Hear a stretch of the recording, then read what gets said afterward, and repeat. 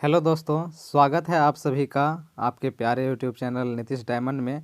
तो आइए आज के क्लास को शुरू करते हैं एक प्यारे से मोटिवेशन के साथ। सुनिएगा। जब जब मंजिल ने हौसलों से कहा, जब जब मंजिल ने हौसलों से कहा, तेरे बस की बात नहीं। मंजिल ने हौसलों से मुस्कुरा के कहा, चल झुट्ठी, तेरी इतनी औकात नहीं। तेरी कहाँ औकात है मेरे सामने टिकने की है। तो आइए दोस्तों, इस प्यारे से मोटिवेशन के साथ हम इस वीडियो को शुरू करते हैं। और आज जो है हम तांडव करने वाले हैं विज्ञान के ऑब्जेक्टिव का। तो चलिए देखते हैं इसका तांडव। आज पूरा का पूरा एकदम निचोड़ के रख देना है विज्ञान के सभी प्रश्नों को। आपको तो पूरी तरह से इस बार कसम खा लेना है कि इस बार आपको पेपर की खोपड़ी में एकदम छेद करके ही आना है। पेपर को आपसे डर लगना चाहिए, इस तरह से आप अपनी तैयारी कीजिए। तो आइए शुरू करते हैं पहले सवाल से। और अगर आप अभी तक चैनल को सब्सक्राइब नहीं किए होंगे तो चैनल को सब्सक्राइब ज़रूर कर लीजिएगा और इस बेल के घंटी को ज़रूर दबा दीजिएगा। तो फटाफट आप चैनल को सब्सक्राइब कर लीजिए और इस लाल बटन को फटाफट आप उजला कर दीजिए। तो चलिए वीडियो को शुरू करते हैं पहले सवाल से। दंत विशेषज्ञ किस दर्पण का उपयोग मरीजों के प्रतिबिंब देखने के लिए करते हैं? तो देखिए, दंत रोग विशेषज्ञ जो होते हैं उनको प्रतिबिंब को देखने के लिए मरीज जो होते हैं। तो आइए शुरुआत करते हैं पहले सवाल से। दंत विशेषज्ञ किस दर्पण का उपयोग मरीजों के प्रतिबिंब देखने के लिए करते हैं?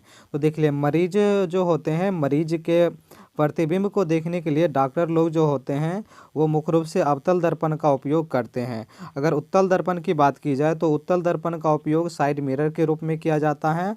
और इसी अवतल दर्पण का उपयोग जो है, जो भी नाई लोग होते हैं तो वो अपने सैलून में दाढ़ी बनाने में अवतल दर्पण का ही उपयोग करते हैं। और हम लोग अपने चेहरा को देखने के लिए घरों में समतल दर्पण का उपयोग करते हैं।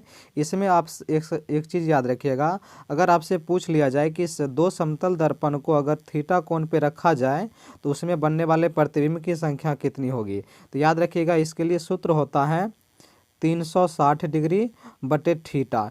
इससे आप प्रतिबिंब की संख्या निकाल सकते हैं। जैसे मान लीजिए, अगर दो दर्पण एक दूसरे से 90 डिग्री के कोण पर रखा हुआ हो तो उसके बीच बनने वाले प्रतिबिंब की संख्या कितनी हो सकती है? तो यहाँ पे आप 360 लिख देंगे और नीचे थीटा का मान आप 90 डिग्री रख देंगे। तो 9 चौके 36, ये 4 बार में चला जाएगा। तो यहाँ पे प्रतिबिंब की संख्या देखना है। अगर आपको प्रतिबिंब की संख्या यानी n का मान यहाँ पे सम आता है तो सम आएगा तो आप एक घटा लीजिएगा। और अगर विषम आता है, अगर विषम आए तो आपको उसी तरह से छोड़ देना है। यहाँ पे आप देख रहे हैं, यहाँ पे प्रतिबिंब की संख्या सम आ रहा है तो आप इससे एक घटा लेंगे, यानी कि प्रतिबिंब की जो कुल संख्या हो जाएगी वो कितनी हो जाएगी? 3 हो जाएगी। चलिए एक और सवाल से हम ट्राई करते हैं। जैसे मान लीजिए आपको थीटा का मान दिया हो 40 डिग्री, तो आप क्या करेंगे? सूत्र रखेंगे 360 डिग्री बटे 40 और ये 4 से 9 बार में चला जाएगा। तो यहाँ पे n का मान आपको 9 आ जाता है। तो आप जानते हैं कि 9 एक विषम संख्या है, तो इसमें आपको कुछ भी घटाने की ज़रूरत नहीं है, यानी कि प्रतिबिंब की संख्या 9 हो जाएगी। और अगर कभी मान लीजिए कि आपको n का मान लेते हैं कि कुछ दशमलव में आ जाए, जैसे मान लीजिए कि 5.02 कुछ आ जाए, तो ऐसी स्थिति में आपको क्या करना है? दशमलव को गायब कर देना है। जैसे मान लीजिए हो सकता है कि 4.03 आ जाए, तो ऐसी स्थिति में आप दशमलव वाले चीज़ को गायब कर देंगे और प्रतिबिंब की संख्या 4 या 3 हो जाएगी। तो इतने बातों को आप याद रखिएगा। तो पहले प्रश्न से आपको इतनी जानकारी मिल जाती है। तो आइए अब हम अगले प्रश्न का पूरी तरह से अच्छी तरह से पोस्टमार्टम कर देते हैं। दूसरा सवाल है, कौन सा लेंस अपसारी लेंस भी कहलाता है? तो देखिए, अपसारी जो होता है, अवतल लेंस को हम लोग अपसारी लेंस कह देते हैं और उत्तल लेंस को अभिसारी लेंस कहा जाता है। तो इसमें आपका ऑप्शन जो है अवतल लेंस को क्या कहा जाता है? अपसारी लेंस कहा जाता है। ऑप्शन नंबर ए आपका सही जवाब हो जाएगा। और उत्तल लेंस को अभिसारी लेंस कहा जाता है। अभिसारी लेंस क्या होता है? तो ये उत्तल लेंस होता है और ये प्रकाश के सभी किरणों को एक ही बिंदु पर आकर के मोड़ देता है, इसीलिए उत्तल लेंस को अभिसारी लेंस कहा जाता है। और अगर हम अवतल लेंस की बात करें तो अवतल लेंस इस तरह का दिखता है और ये बीच में पतला होता है और किनारे पे मोटा होता है। और ये जितनी भी प्रकाश की किरणें होती है इन सभी प्रकाश के किरणों को ये फैलाने का काम करता है, इसीलिए जो है सो इस लेंस को अपसारी लेंस कहा जाता है, क्योंकि यह प्रकाश के सभी किरणों को अपसरित कर देता है, फैला देता है। अपसारी का मतलब होता है फैलाना, ये बात आप याद रखिएगा। तो दूसरे प्रश्न से आपको इतनी जानकारी मिल जाती है। अब आइए हम पोस्टमार्टम करते हैं अगले सवाल की, और सवाल नंबर 3 आपके सामने है। सवाल नंबर 3 है कि पुतली के साइज को कौन नियंत्रित करता है? तो देखिए, पुतली जो होता है ये हमारे आँख से संबंधित होता है। तो आइए सबसे पहले हम अपने आँख की सर्जरी कर लेते हैं, फिर हम सवाल पे आएंगे। तो चलिए, आँख से संबंधित हम कुछ पॉइंटों को समझते हैं, कुछ जानकारी प्राप्त करते हैं इसके बारे में विशेष। तो आइए हम आँख को बारीकी से समझते हैं। अगर हम आँख की बात करते हैं तो आँख का जो ये सबसे आगे वाला भाग होता है इसको कहा जाता है कॉर्निया। और इस कॉर्निया को क्या किया जाता है? सबसे अगला जो भाग होता है ये कॉर्निया ही होता है, और ये बिल्कुल शीशा के तरह साफ होता है। और अगर आपसे पूछ लिया जाए कि मनुष्य के आँख के किस भाग को दान किया जाता है, तो याद रखिएगा, दान करने में यही कॉर्निया ही काम आता है, यानी कॉर्निया का ही दान किया जाता है। अब अगर हम बात करें कॉर्निया के बाद अगर हम बात करते हैं तो इसके बीच में पाया जाता है जलीय द्रव। तो जलीय द्रव जो होता है इसका ज़्यादा कुछ काम नहीं होता है, बस ये क्या करता है तो लेंस और इसके बीच दूरी बनाने का काम करता है। अब अगर हम बात करते हैं, यहाँ पे आप देख रहे होंगे ये कुछ खाली जगह दिखाई दे रहा होगा आपको, इसको कहा जाता है पुतली। अब अगर हम इसके बारे में विशेष रूप से बात करें तो ये जो है ये काला छिद्र होता है, ये आपको यहाँ से समझ में नहीं आएगा, इसको आप यहाँ से समझ सकते हैं इस आँख के फोटो से। देखिए, यहाँ पे जो ये काला छिद्र दिख रहा है इसको पुतली कहा जाता है, ठीक है, इसको पुतली कहा जाता है। और इसके आसपास जो आपको ये इस तरह की जो भूरे रंग की संरचनाएं दिखाई दे रही है, इस भूरे रंग के संरचना को कहा जाता है आइरिस। याद रखिएगा, इसको क्या कहा जाता है?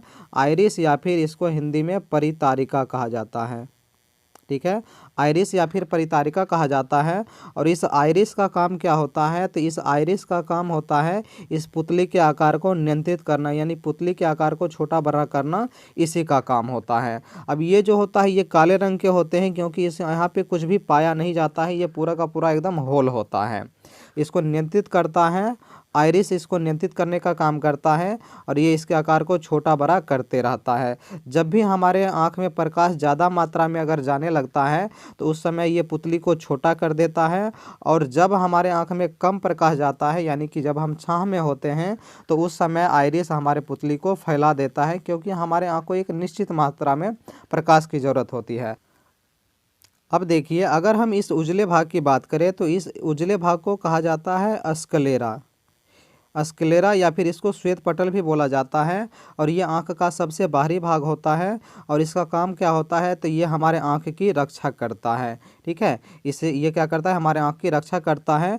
और इसी पर कभी कभी आप देखते होंगे कि जैसे हम लोग नहाते हैं, तो जब हम लोग स्नान करते हैं तो उस समय हमारे आँख में लाल लाल धारी के टाइप का बन जाता है, और इस लाल धारी के टाइप को क्या कहा जाता है? याद रखिएगा, ये लाल लाल जो हमारे आँख में हो जाता है, पूरा एकदम लाल हो जाता है, इसको कहा जाता है कंजक्टिवा। तो इसको भी आप याद रखिएगा, इसको क्या कहा जाता है? लाल लाल जो हमारे आँख में बन जाते हैं इसको कंजक्टिवा कहा जाता है। तो आँख से आपको इतनी जानकारी मिल जाती है। और इसका जो ये सबसे आगे वाला भाग होता है ये शीशा की तरह बिल्कुल होता है, इसको कहा जाता है कॉर्निया, और आँख को दान करने में यही काम आता है। अब आइए हम समझते हैं इसको। अब देखिए, आँख की बात करें तो आँख में आपका लगा हुआ होता है उत्तल लेंस, और उत्तल लेंस किसी भी अगर कोई आगे वस्तु रखी हुई होती है तो उसका स्पष्ट प्रतिबिंब कहाँ पे बना देता है? तो ये बनाता है रेटिना पे। तो रेटिना पे जो होता है वस्तु का स्पष्ट प्रतिबिंब बन जाता है। अगर आपसे पूछे रेटिना किस चीज़ का बना होता है, तो रेटिना बना हुआ होता है तंत्रिका कोशिकाओं का। इसी के बीच में यहाँ पे पाया जाता है एक अंध बिंदु, और अंध बिंदु पर किसी वस्तु का प्रकाश अगर अंध बिंदु पे किसी भी वस्तु का प्रतिबिंब बन जाए तो वो वस्तु जो है क्लियर दिखाई नहीं देता है, ये भी आप याद रखिएगा। और अगर आपसे सवाल में पूछ ले कि हमारा आँख जो होता है, आँख में अगर प्रकाश प्रवेश करता है तो उसका प्रतिबिंब बनता है, तो उसका प्रतिबिंब कितने समय के लिए बनता है, तो आप याद रखिएगा, बहुत ही ज़्यादा इंपॉर्टेंट है आपके लिए। आप याद रखिएगा 1/10 सेकेंड के लिए हमारे आँख में एक प्रतिबिंब जो होता है वो बना हुआ रहता है, यानी कि इसको आप लिख सकते हैं 0.1 सेकेंड के लिए। ठीक है, अब आइए हम सवाल की तरफ चलते हैं। चलिए उससे पहले एक चीज़ और बता देते हैं। देखिए हमारे आँख में लगा होता है उत्तल लेंस, और उत्तल लेंस बना हुआ होता है मांसपेशियों का। अब उत्तल लेंस को, इसके साइज को नियंत्रित करने का काम कौन करता है? इसके साइज को नियंत्रित करने का काम करता है सिलियरी मांसपेशी। इसको सिलियरी मसल्स या फिर सिलियरी मांसपेशी कहा जाता है, और ये लेंस को नियंत्रित करने का काम करता है, छोटा बड़ा करते रहता है। और यही छोटा बड़ा करने की क्रिया जो होती है ये समंजन क्रिया कहलाती है। इसको भी आप याद रखिएगा, समंजन क्रिया कहलाती है। तो आँख का तो पूरी तरह से हम पोस्टमार्टम कर चुके हैं। अब देखिए हम आपके सवाल का जवाब दे देते हैं। देखिए आपका सवाल था कि पुतली के साइज को कौन नियंत्रित करता है। तो पुतली के साइज को कौन नियंत्रित करता है, अभी तुरंत हम आपको बताए हैं कि पुतली साइज को नियंत्रित करता है आइरिस या फिर परितारिका। आइरिस या परितारिका, यानी कि ऑप्शन नंबर बी आपका बिल्कुल सही जवाब हो जाएगा। अगर हम बात करते हैं पक्षमाभी की, तो पक्षमाभी पेशी या फिर सिलियरी पेशी, ये कौन किसको नियंत्रित करता है? तो ये नियंत्रित करता है लेंस को, अभी तुरंत हम जाने थे। ठीक है, तो चलिए अब हम फिर अगले सवाल की ओर चलते हैं, नेक्स्ट सवाल को देख लेते हैं। और ये आपका आँख हो गया। हाँ, इसके विषय में थोड़ा हम आपको जानकारी दे दें। देखिए हमारे आँख में क्या होता है, हमारे आँख में कभी कभी चोट लगने से या फिर हम लोग अगर पिटाई खाते हैं तो उस समय हमारे आँख में आंसू आने लगता है। तो आंसू आने का कारण क्या होता है, देखिए इसको आप जान लीजिएगा, बहुत ही ज़्यादा आपके लिए इंटरेस्टिंग चीज़ होगा ये। हमारे आँख में आंसू आने का जो मुख्य कारण होता है, हमारे आँख के ऊपर में इस जगह पे जो आपको दिखाई दे रहा होगा पीले रंग का, ये पाया जाता है। ये एक ग्लैंड होता है जिसको कहा जाता है लैक्रिमल ग्लैंड। ठीक है, और इसी लैक्रिमल ग्लैंड के कारण हमारे आँख में आंसू आते हैं। और कभी कभी आप देखते होंगे कि जब हम रोते रहते हैं तो रोते हमारे नाक से भी पानी चलने लगता है। तो हमारे नाक से क्यों पानी चलता है? क्योंकि यही आंसू जो होते हैं, यही आंसू लैक्रिमल सैक के द्वारा हमारे नाक में चले आते हैं, इसीलिए हमारे नाक से भी पानी चलने लगता है। तो इस सवाल से आपको इतनी बेहतरीन जानकारी मिलती है। अगर आपको यह वीडियो सच में अच्छा और हेल्पफुल लग रहा है, अगर आपको लग रहा है कि हम इस वीडियो से कुछ सीख पा रहे हैं, तो प्लीज़ आप इस वीडियो को लाइक तो ज़रूर कर लीजिएगा और अपने दोस्तों को भी ज़रूर शेयर कीजिएगा। और आप इस चैनल को सब्सक्राइब तो ज़रूर कर लीजिएगा, सब्सक्राइब का बटन तो आप बिल्कुल दबा ही दीजिएगा। ठीक है, और मुझे विश्वास ही भी है कि आप सब्सक्राइब ज़रूर कर लेंगे चैनल को। चलिए अगले सवाल की ओर बढ़ते हैं, देखते हैं अगले सवाल को। और हम अगले सवाल का फिर से करते हैं पर्दाफाश। तो आइए दोस्तों अगले सवाल की ओर चलते हैं।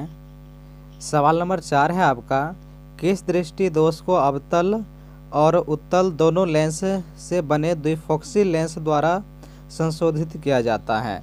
तो देखिए अगर हम अवतल लेंस से बात करें तो अवतल लेंस से तो हम निकट दृष्टि दोष को दूर कर लेते हैं, और उत्तल लेंस से हम दूरदृष्टि दोष को दूर कर लेते हैं। लेकिन अगर आपसे पूछा जाए कि द्विफोक्सी लेंस के द्वारा किस दृष्टि दोष को दूर किया जाता है, तो आप इस दोनों को मिला दीजिए, निकट दृष्टि दोष और दूरदृष्टि दोष, और दोनों को अगर आप मिला देते हैं तो बन जाता है जरा दृष्टि दोष। और जरा दृष्टि दोष किसको होता है? तो ये होता है बुढ़वा को। किसको हो जाता है?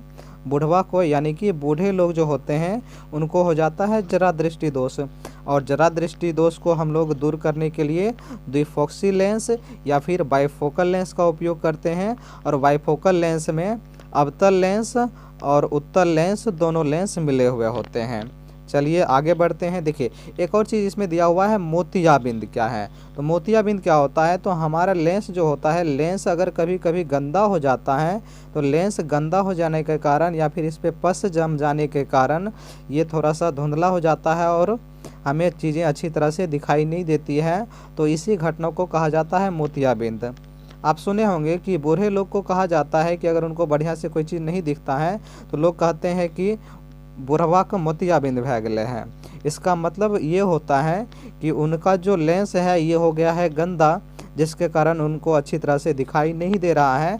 तो उनको क्या हो गया है? उनको हो गया है मोतियाबिंद। अगर इसको साफ कर दिया जाए तो फिर उनको अच्छी तरह से दिखने लगेगा, और उसे साफ करने के लिए आँख का कराना पड़ता है ऑपरेशन। तो आइए दोस्तों अगले सवाल का दी एंड करते हैं हम। सवाल है कि एक प्रयोग में अवतल दर्पण द्वारा बना बिंब का प्रतिबिंब पर्दे पर प्राप्त किया जाता है। यानी कि कोई एक अवतल दर्पण है और इस अवतल दर्पण के सामने कोई भी मान लीजिए एक वस्तु रखा हुआ है और इसका प्रतिबिंब मान लेते हैं कि कहीं पे बनता होगा, मतलब इसका प्रतिबिंब मानते हैं हम यहाँ पे बनता होगा इस वस्तु का। तो पर्दे पर प्रतिबिंब जो है इसका बिंब प्राप्त किया जाता है। दर्पण को फोकस दूरी को मतलब दर्पण के फोकस दूरी को निर्धारित करने के लिए प्रयोगकर्ता को मापने की ज़रूरत होगी।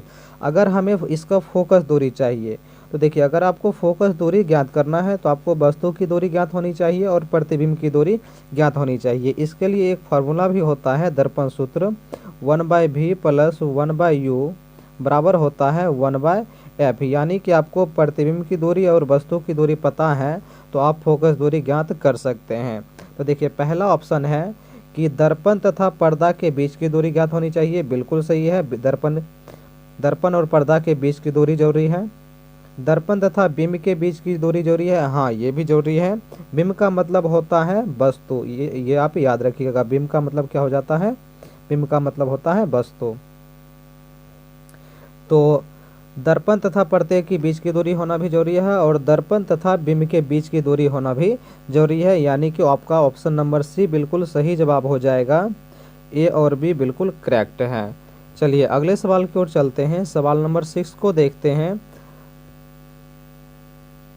शब्दकोश के छोटे अक्षरों को पढ़ने के लिए आप किस लेंस का उपयोग करना पसंद करेंगे? तो देखिए, अगर हमें शब्दकोश के छोटे अक्षरों को पढ़ना है तो उसके लिए आपको उपयोग करना होता है अवतल लेंस का। अब इसमें से अवतल लेंस की बात करें तो आप 5 सेंटीमीटर वाले अवतल लेंस का उपयोग नहीं कर सकते हैं, क्योंकि ये जो है प्रतिबिंब अच्छी तरह से नहीं बना पाएगा। तो आपका सही जवाब हो जाएगा ऑप्शन नंबर बी, यानी कि 50 सेंटीमीटर फोकस दूरी का अवतल लेंस।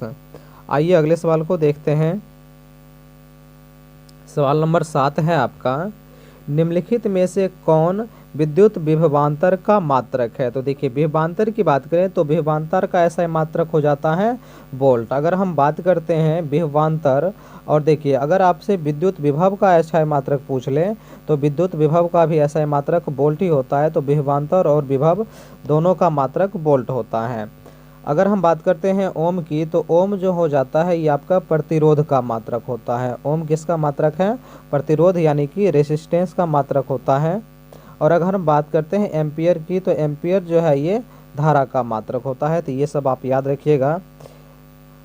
चलिए अगले सवाल की ओर चलते हैं। नेक्स्ट सवाल है, लघुपथन यानी कि शॉर्ट सर्किट के समय परिपथ में विद्युत धारा का मान क्या होता है? तो देखिए, जब भी दो वायर एक दूसरे से सट जाते हैं तो इसको शॉर्ट सर्किट कहा जाता है और ये इस तरह की चिंगारियां निकलती है। तो ऐसी स्थिति में तार का प्रतिरोध जो होता है, रेसिस्टेंस, ये बहुत ही ज़्यादा घट जाता है और उसमें जो करंट होता है, यानी करंट धारा का मान जो होता है वो बहुत ही ज़्यादा हाई हो जाता है। तो देखिए ऑप्शन ए है कि बहुत कम हो जाता है, यानी धारा का मान बहुत कम हो जाता है। नहीं, धारा का मान बहुत अधिक बढ़ जाता है। परिवर्तित नहीं होता है, ये भी नहीं होगा, बहुत अधिक बढ़ जाता है। देखिए ऑप्शन नंबर सी आपका बिल्कुल सही जवाब है, यानी कि धारा का मान क्या होता है? धारा का मान बहुत ही अधिक बढ़ जाता है। चलिए आगे देखते हैं। देखिए ये आपको शॉर्ट सर्किट को दिखाया गया है। शॉर्ट सर्किट में आप देखे होंगे कि एक फेज वायर होता है जो लाल रंग का होता है और एक होता है न्यूट्रल वायर जो नीले रंग का होता है। अब देखिए ये दोनों जब आपस में सट जाते हैं तो यहाँ पे चिंगारी उत्पन्न होती है और इस समय जो है इसका प्रतिरोध बहुत ही ज़्यादा कम हो जाता है और करंट का मान बहुत ही ज़्यादा हाई हो जाता है। करंट बहुत ही ज़्यादा ओवरफ्लो होने लगता है। तो इस स्थिति को कहा जाता है शॉर्ट सर्किट। ठीक है, जो कि घरों में कभी कभी खतरे का भी घंटी बजा देता है और हमारे घरों में ढेर सारे जो चीज़ें होते हैं, उपकरण, वो भी जल जाते हैं, उसके भी जलने की खतरा हमेशा बनी रहती है। चलिए आगे देखते हैं। देखिए एक आपका इसमें पॉइंट आ जाता है कि अधिक भारण क्या होता है। एक आपका इसमें पॉइंट आ जाता है कि अति भारण क्या होता है, यानी कि इस अति भारण को कहा जाता है ओवरलोडिंग।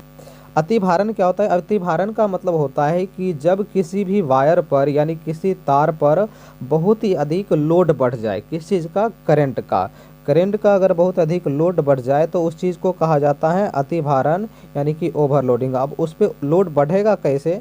तो हम लोग क्या करते हैं, कभी कभी घरों में एक ही साथ बोर्ड में लगे हुए सभी बटन को, अगर 3-4 बटन को ऑन कर देते हैं तो लगभग 4-5 उपकरण एक ही साथ चलने लगेंगे। जैसे मान लीजिए कि उससे पंखा जुड़ा हुआ है तो पंखा चलने लगेगा, अगर उससे फ्रिज जुड़ा हुआ है तो फ्रिज भी चलने लगेगा, और ये दोनों काफ़ी ज़्यादा वोल्टेज लेते हैं। और अगर मान लीजिए कि हम उससे जुड़े हुए हैं इस्त्री को, यानी कि अगर हम उससे इस्त्री को जोड़े हुए हैं, आयरन को जोड़े हुए हैं, तो वो भी काफ़ी ज़्यादा करंट लेगा, और ये दोनों काफ़ी ज़्यादा करंट ले लेंगे। और हम मान लेते हैं कि उससे मोटर भी जुड़ा हुआ है, तो ये सभी काफ़ी ज़्यादा मात्रा में करंट लेंगे। और एक ही साथ अगर हम स्विच को ऑन कर देते हैं तो इससे एक ही बार में बहुत ज़्यादा करंट जाएगा, जिससे तार में क्या होगा, तार में बहुत ही ज़्यादा करंट जाने के कारण इस पे लोड बहुत ही ज़्यादा बढ़ जाएगा, और लोड काफ़ी ज़्यादा बढ़ जाने के कारण ये इस तार के गलने की संभावना भी बढ़ जाती है।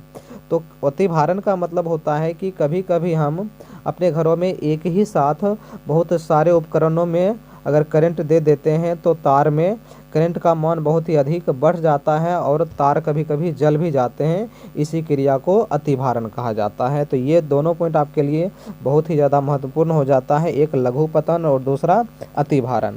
लघु पतन का मतलब हम आपको क्या बताएं कि जब फेज तार और न्यूट्रल तार आपस में सट जाते हैं तो वहाँ पे बहुत ही बड़ी चिंगारी उत्पन्न होती है, और प्रतिरोध का मान काफ़ी अधिक घट जाता है, और धारा का मान बहुत ही अधिक बढ़ जाता है, और इस क्रिया को शॉर्ट सर्किट कहा जाता है। जबकि अतिभारण का मतलब होता है कि एक ही साथ बहुत सारे उपकरणों में करंट दे देना यानी कि लाइन दे देना, तो इस क्रिया को अतिभारण या फिर ओवरलोडिंग कहा जाता है।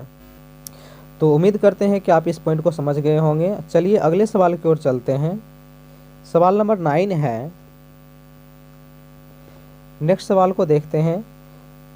पश्चिम की ओर प्रक्षेपित कोई धनावेशित कण, यानी कि कोई धनावेशित कण है जो पश्चिम की ओर प्रक्षेपित की जाती है, किसी चुंबकीय क्षेत्र द्वारा उत्तर की ओर विक्षेपित की जाती है। अब कोई चुंबकीय क्षेत्र है, मान लीजिए यहाँ पे एक चुंबक है और इसको उत्तर की ओर भेज देता है,